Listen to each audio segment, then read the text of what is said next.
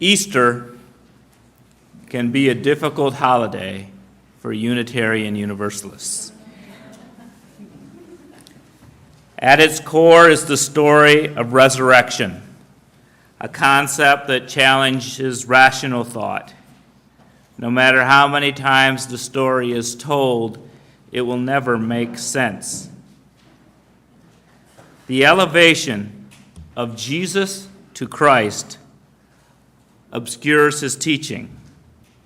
We are told it's not enough to believe what he taught.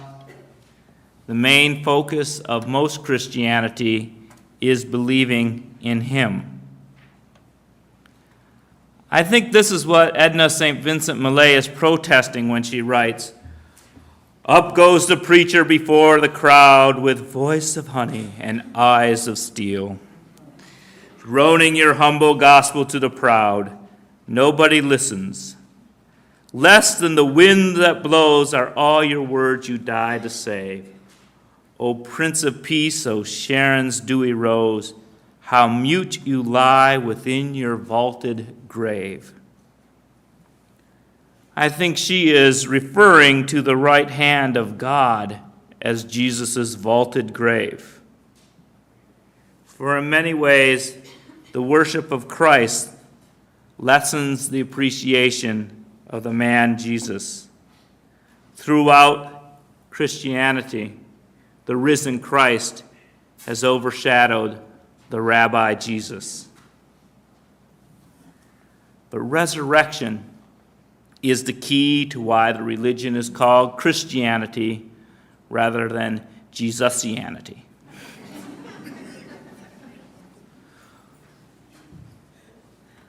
When we watch a TV or a movie about Jesus, the resurrection is portrayed as one story. But what is present in the Bible are many resurrection stories. These often contradict each other, and it makes it impossible to discern what might have happened in history. Matthew has a strange story in which resurrection occurs while Jesus is still on the cross. And when Jesus had cried out again in a loud voice, he gave up his spirit. At that moment, the curtain of the temple was torn in two from top to bottom. The earth shook and the rocks split. The tombs broke open, and the bodies of many holy people who had died were raised to life. They came out of the tomb, and after Jesus' resurrection, they went into the holy city and appeared to many people. When the centurion and those who were with him were guarding Jesus saw the earthquake and all that had happened, they were terrified and exclaimed, "Surely he was the Son of God." While Jesus was dying, all the saints are resurrected from the dead. And then we have a strange change of tense to say that they were seen in the city after Jesus had his resurrection. Then we come back to the centurion who has seen all that has happened and declares Jesus to be Son of God. Now, did the centurion have a vision of Jesus' final resurrection while he was looking at Jesus on the cross? Who were these saints? And where did they go? And why are they never mentioned again? Luke and Mark tell the same story about Jesus' last breath and the centurion's declaration, but they do not mention resurrected saints. Mark mentions the curtain being torn, but not the earthquake. John does not have the centurion proclaim anything. Rather, he alone has the soldier piercing Jesus' side to make sure that he is dead. Though Matthew writes about a physical resurrection, why does he save Jesus' resurrection for days after all these other saints? Seems to me that seeing many empty tombs would have been more impressive than Jesus' belated rising. And of course, if this really occurred, why would anyone be surprised on Easter? But the Gospels show that people were.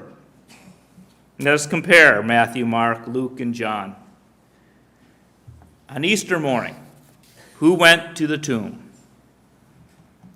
Matthew and Mark say Mary Magdalene and another Mary. Luke says the women, and John says Mary Magdalene alone. So what did one or more of these women find? Mark, Luke, and John say they found the tomb already open. Matthew says they saw an angel from heaven descending from heaven and another earthquake, and the stone was rolled away. Did the women enter the tomb? Matthew, Mark, and Luke say yes. John says no.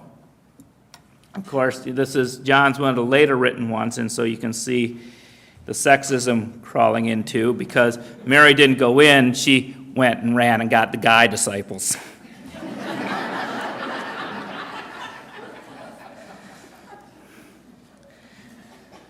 Jesus was not in the tomb, but who was?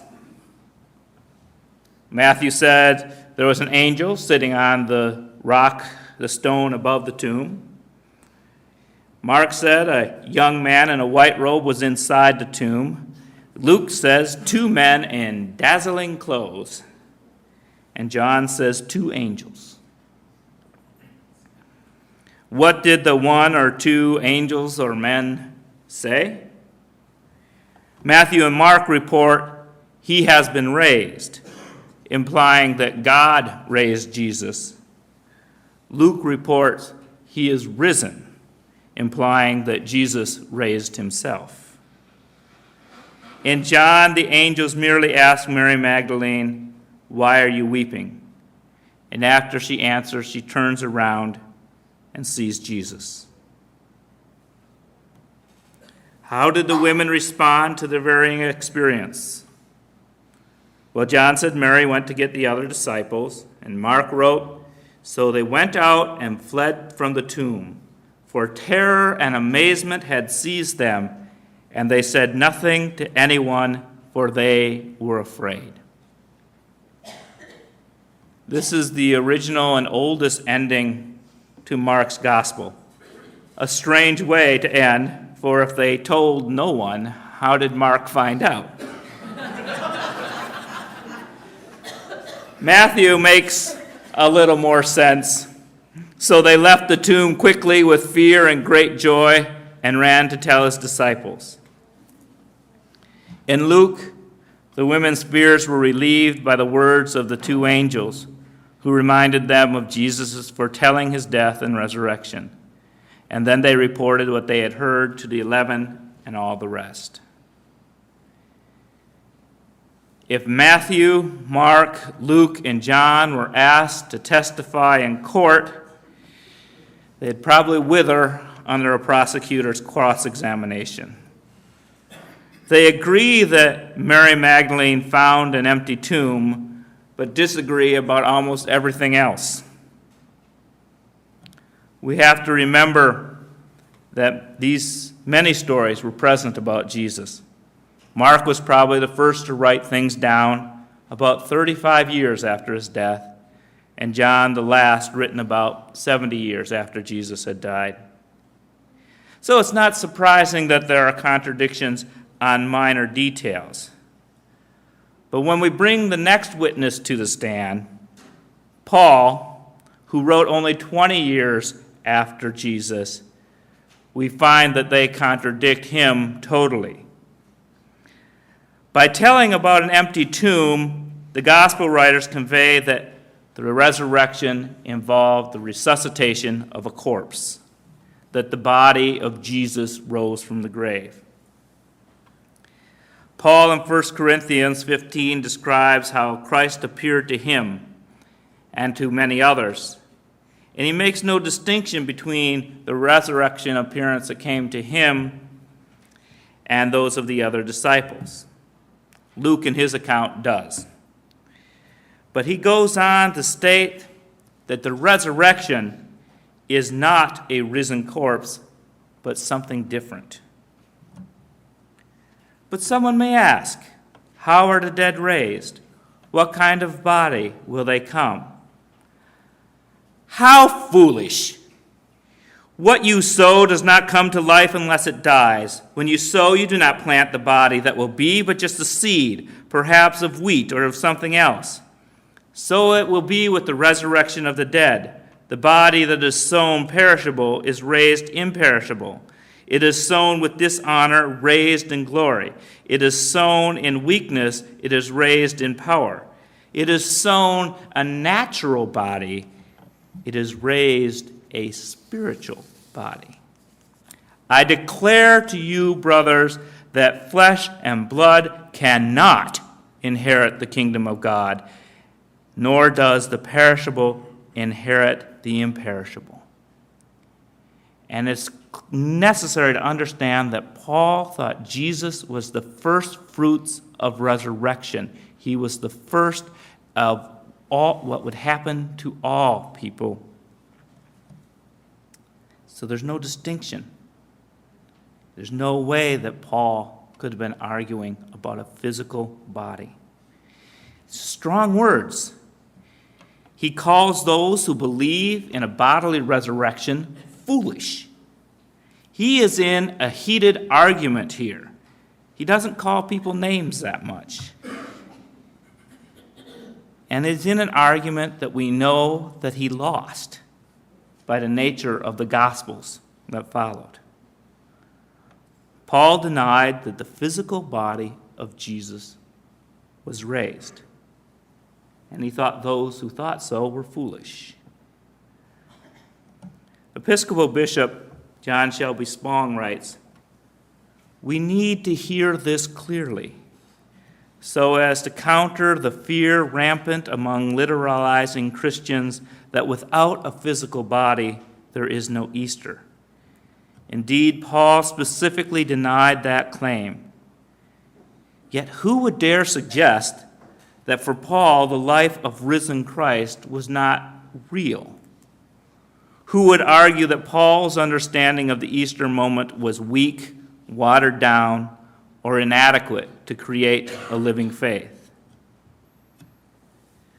The contradiction between Paul and the Gospels presents a problem for Christianity, but only for Christians who believe that the Bible is history and that it always agrees with itself.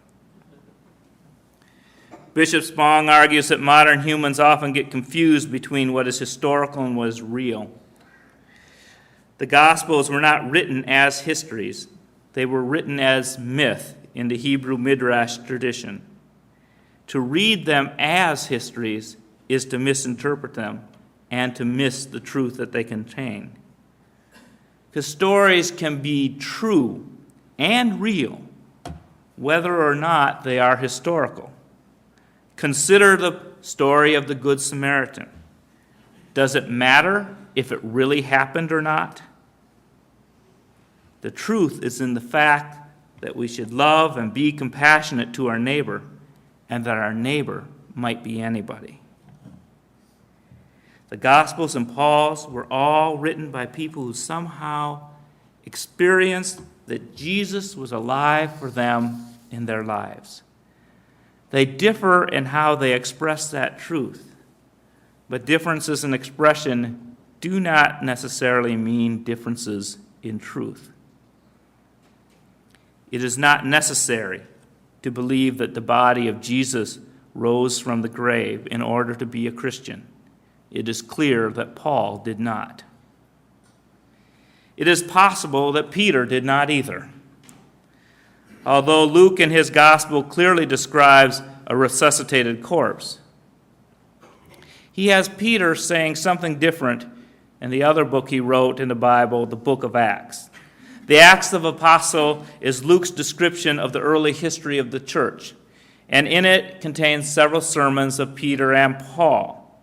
And so the words of these sermons he might be quoting from a tradition earlier than when he wrote this book.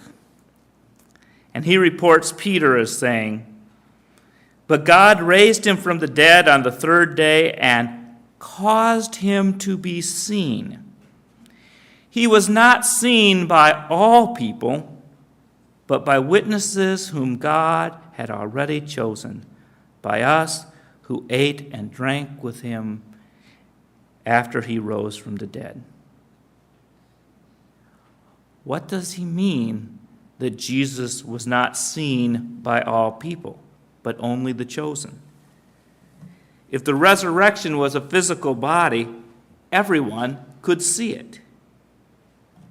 A clue might be found in the sentence, by us who ate and drank with him after he rose from the dead.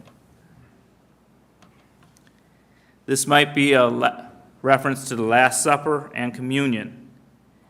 As the grieving disciples broke bread together, they may have remembered the words of Jesus. For some, they had an experience that convinced them that Jesus was alive and with them in the room. In the Gospel according to the Hebrews, which is an ancient text that didn't make it into the Bible, Jesus appears first to his brother James to eat bread with him. And James would later go on to be the leader of the Christian church in Jerusalem. The presence of Jesus in communion is hinted at in one of Luke's resurrection stories. On the road to Emmaus, two grieving disciples meet a stranger. They show him kindness and invite him into their home. When the stranger broke bread, they recognized him as Jesus, and then the stranger disappeared. The oldest manuscripts of Mark have no resurrection appearances, but the ending that appears in the King James Version has Jesus appearing in one form to Mary Magdalene, then in another form to two who were walking in the country, and then finally to the 11 remaining disciples while they were at table. The last chapter of John has a story about the disciples seeing Jesus but not recognizing him. Jesus helps them catch a lot of fish and then invites them to eat bread with him. The text reads, "Now none of the disciples dared ask him, 'Who are you?' For they knew it was the Lord." That is a strange sentence. None of the disciples dared ask him, "Who are you?" For they knew it was the Lord.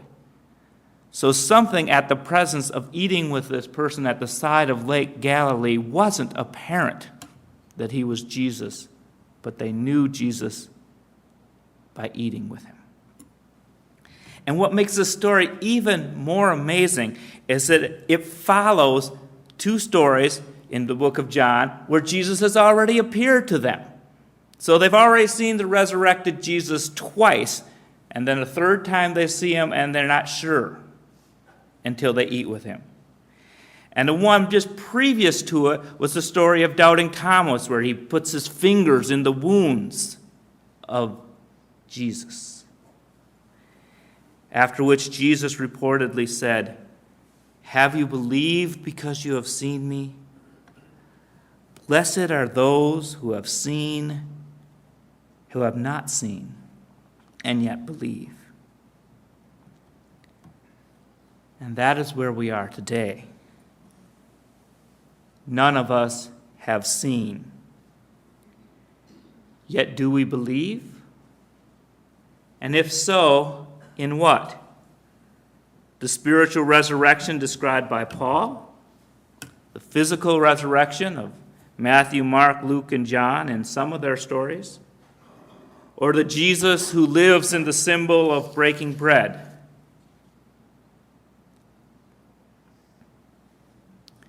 Bishop Spong points out that the contradictions between the Gospels and Paul make it impossible to reconstruct a historical account of the resurrection, but affirms that something happened to disciples, especially Peter, after the life and death of Jesus. The transformation was huge and beyond words. And they used, as they struggled for words, to explain this, They connected what they knew about Jesus to familiar stories of Hebrew lore. Spong believes that Christianity needs to be rescued from unreasoning fundamentalism in order to survive the modern age. I'm not so sure.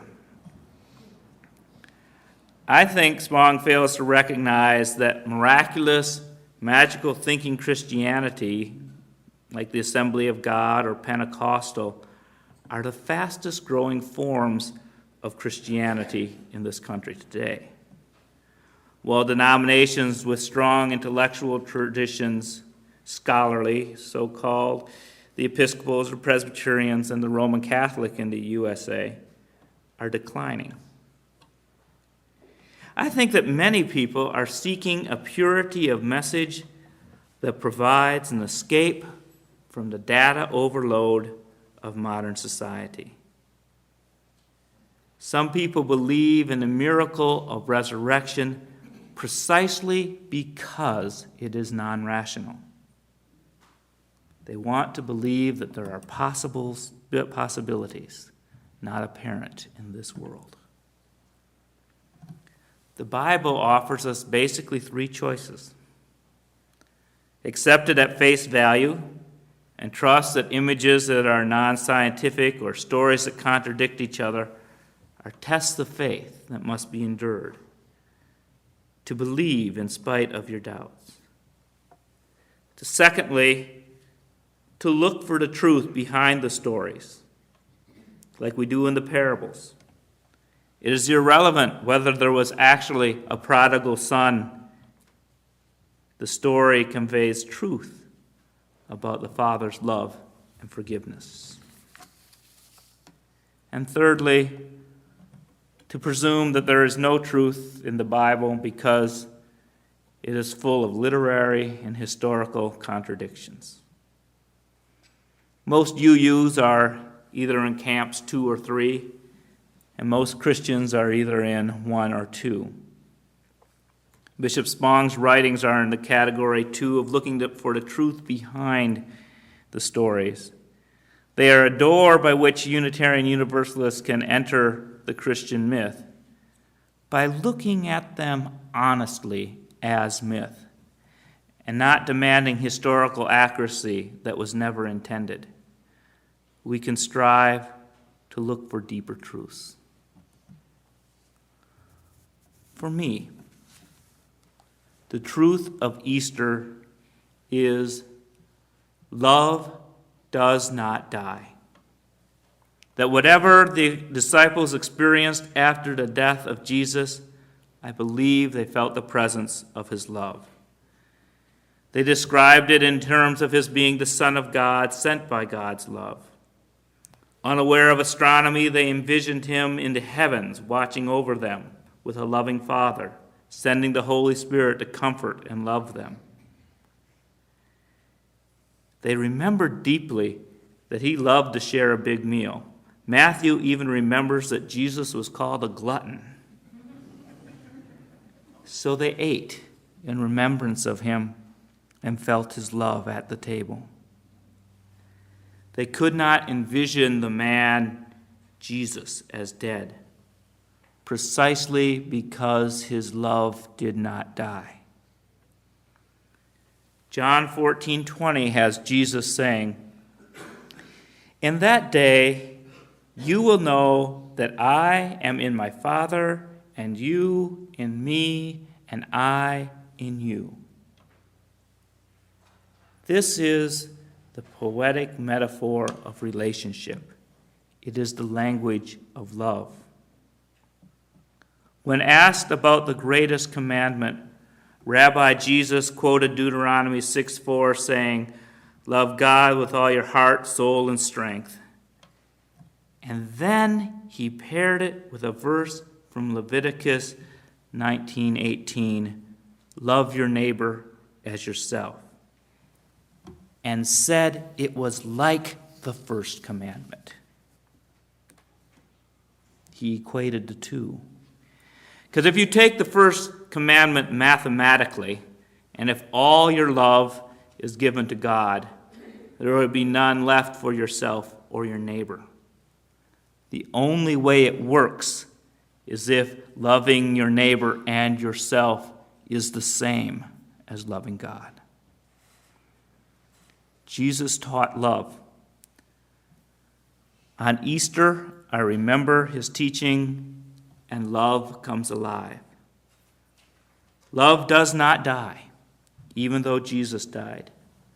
Love does not die, even if some concepts of God have outlived their usefulness. Love does not die, even if God is dead. Love does not die. This is the Easter message I first learned in my Christian childhood. Love does not die. It is a message that I have since discovered is bigger than Christianity. I dare not chide the Christian who blindly believes that the physical body of Jesus rose from the grave. It is a statement of faith that gives them hope and reason to live. But in my search of the Scripture, I have found a confusing and contradictory resurrection stories. The resurrection is too irrational for me to proclaim with confidence. Yet, I conclude with this faith statement that gives me hope and reason to live. Love does not die. I believe in love like a Baptist believes in the Bible. When I think of all the cultural messages we get about love, I see that they are inconsistent. Love makes the world go round is very unscientific. Love is a many-splendored thing, runs counter to many of our experiences of pain. Yet I believe in love simply because I need to. It is a faith statement that is counter-rational and is taken in the face of contradictions because it helps me orient my life if I believe it, and not believing it is too frightening. So this Easter, I proclaim, love is not dead. Love does not die. Love is alive.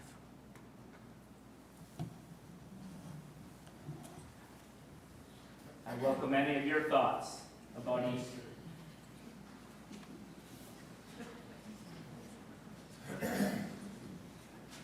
do you think of the story of David Day about calling Jesus Christ from Good on Anna Irwin. He asked about the story in Anna Irwin's column about cloning Jesus.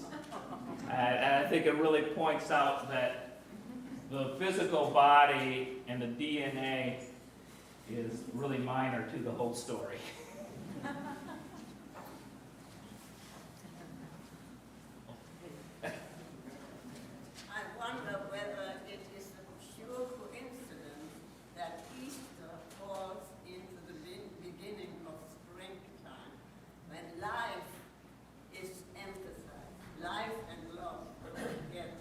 Well, the name Easter comes from, I think it's a German goddess of spring. And in typical Christian fashion, when they conquered Europe, they said, we aren't going to succeed if we tell them not to celebrate when they're celebrating. We will succeed if we give them new interpretations of their celebrations. Dave. I'm not going to offer any comment about Easter other than what can be inferred from what I'm about to say. But I know beyond a shadow of a doubt that my God exists because I have seen him work in my life. And I saw it in a very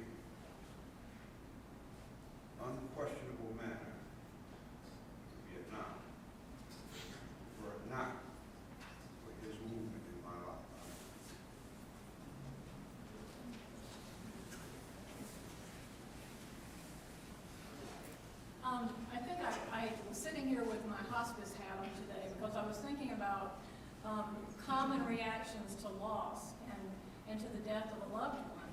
I mean, the first one is denial. And I think these folks were experiencing a healthy dose of denial that then led to eventual bargaining. You know, if he died for me, then I'm going to do this in his name, and then a level of acceptance.